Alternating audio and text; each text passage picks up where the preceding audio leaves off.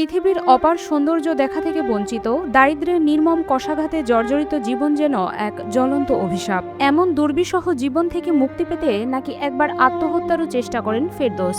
সৌভাগ্য নাকি দুর্ভাগ্য জানেন না, তবে অন্ধকার পৃথিবীতে এখনও বেঁচে আছেন মৃতের মতো হয়ে। আমি এমন হয়েছিল যে সংসার গঠনের পূর্বে বেকারত্ব জীবন দূর করার জন্য আত্মহত্যার প্রচেষ্টাও আমি এ ধরনের চিন্তাভাবনা আমি করেছিলাম। ফেরদৌসের দুই শিশুকন্যা অভাবের সংসারে বড় হচ্ছে, তবে তাদেরও তো আবদার থাকে কত সরল চাওয়া, যা পূরণে ব্যর্থ হয়ে বাবার হৃদয়ে জ্বলে অন্তহীন আগুন।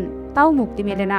মেয়েদেরকে উচ্চবিত্ত কোনো পরিবারের দত্তক দেওয়ার কথাও ভাবতে হয় তাকে। দুটি মেয়ে আল্লাহ আমাকে দান করেছেন। মেয়ে দুটিকে বর্তমানে তাদের খাওয়া পড়া আমি কি ঠিক মতো দিতে পারি না। তাদের স্কুল ড্রেস বা জামা কাপড় কিছুই দিতে পারি না। তারা একসময় টাকা চায়, একসময় ভালো খাইতে চায়, আমি দিতে পারি না। মনে অত্যন্ত কষ্ট নিয়ে বলি যে তোমাদেরকে অন্য এক বাসায় দেবো, এক বড় লোকের বাসায় দেবো, তারা খাওয়াবে পড়াবে সব কিছুই দিবে। তখন মেয়েরা মন ছোট করে, নিজেদেরও মন ছোট হয়ে যায়। আসলে কি করব। মানবেতর এক জীবন সংগ্রাম চালিয়ে যাচ্ছেন দৃষ্টি প্রতিবন্ধী ফেরদৌস। জন্মের ৮ মাস পর থেকেই তার চোখে আলো নেই। ছিল না জমি, ছিল না ভিটেমাটি, ছিল না নিরাপদ আশ্রয়। তবুও থেমে নেই তার যুদ্ধ। গত ৪ যুগ ধরে জীবনের সাথে লড়াই করে কেটে যাচ্ছে তার আধার ঘেরা জীবন। ফিরদাউস ভাই আমাদের নন্দের জামাই, কিন্তু হ্যাঁ চলাফেরা খুব কষ্ট, খাওয়া দাওয়া খুব কষ্ট, মেয়ে দুইটাকে লেখাপড়া করার খুব কষ্ট, নিজেরা কিছু দিতে পারি না। একবেলা শুধু মাছ দিয়ে ভাত দিয়া তাও দিতে পারে না সে। সিরাজগঞ্জের শাহজাদপুর উপজেলার পরজনা ইউনিয়নের কাকুরিয়া গ্রামের দৃষ্টি প্রতিবন্ধী ফেরদৌস শিক্ষিত হয়েও স্ত্রী ও 2 মেয়ে নিয়ে মানবেতর জীবনযাপন করছেন। তিনি 1996 সালে সিরাজগঞ্জ শহরের SB railway colony school and college থেকে এসএসসি ও 1998 সালে শাহজাদপুর সরকারি কলেজ থেকে এইচএসসি পাশ করেন। পড়াশোনা করেছি ঢাকার আসাদ গেটে, ওই অন্ধ মুখ বধির বিদ্যালয়, ওখান থেকে 5ম শ্রেণী পর্যন্ত পড়াশোনা করি। পরবর্তীতে সিরাজগঞ্জ এসবি রেলওয়ে কলোনি উচ্চ বিদ্যালয়, ওখান থেকে এসএসসি পাশ করি 1996 সালে। আর 1998 সালে শাহজাদপুর গভর্নমেন্ট কলেজ থেকে ইন্টারমিডিয়েট পাশ করি। 2000-এ বিএ পড়াশোনা করি, কিন্তু সাকসেস হয়নি। কাকুরিয়া গ্রামের মৃত সিফাত আলীর ছেলে ফেরদৌস জন্মের 6 মাস পরেই মা মারা যান, আর 8 মাস পর থেকেই তিনি দৃষ্টি হারান। গ্রামে গিয়ে জানা যায় পিতার কোনো পৈতৃক ভিটেমাটি না থাকায় তিনি দীর্ঘ 40 বছর ধরে রাস্তার পাশে, সরকারি জায়গা, মামার বাড়ি সহ বিভিন্ন স্থানে থাকেন।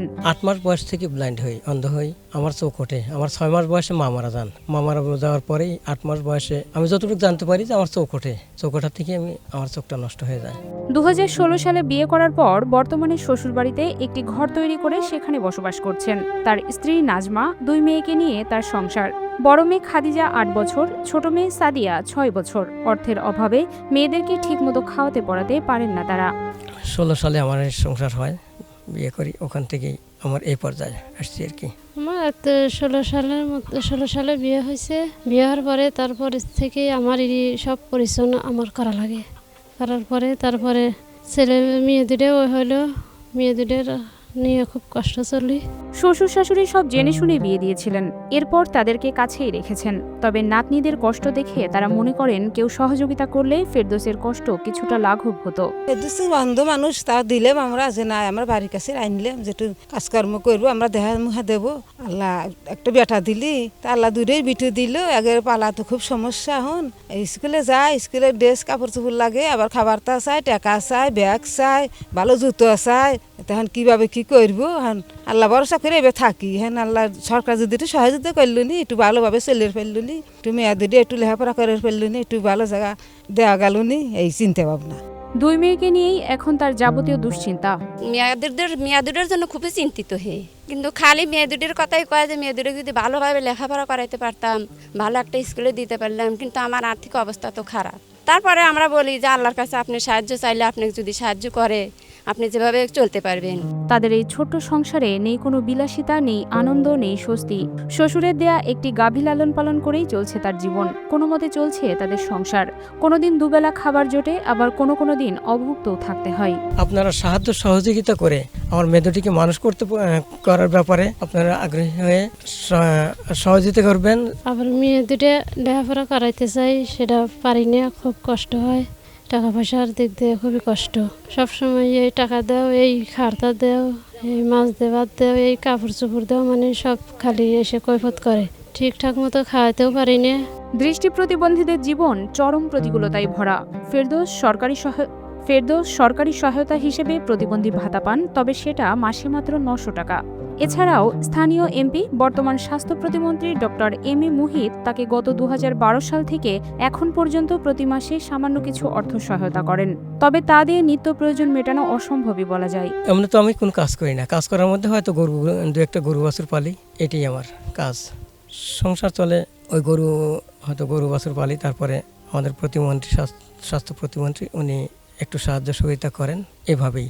তারপরে খুব কষ্ট হয়। সরকার তার দিকে সাহায্যের হাত বাড়ালে কিংবা মানবিক হৃদয়ের মানুষের সহযোগিতা পেলে ফেরদৌসের জীবন আরেকটু স্বস্তির হতে পারে। নিজে অন্ধকারে জীবনের 48 বছর পার করলেও তার 2 মেয়ের জীবন অন্তত আলোকিত হবে। আমি মাননীয় প্রধানমন্ত্রীকে উদ্দেশ্য করে বলতে চাই যে মাননীয় প্রধানমন্ত্রী যদি আমাকে একটু সাহায্য সহযোগিতা করতেন, বিশেষ করে আমার 2টি মেয়ে, তাদেরকে পড়াশোনা করাইতে পারি না, তাদেরকে অনেক অর্থের প্রয়োজন।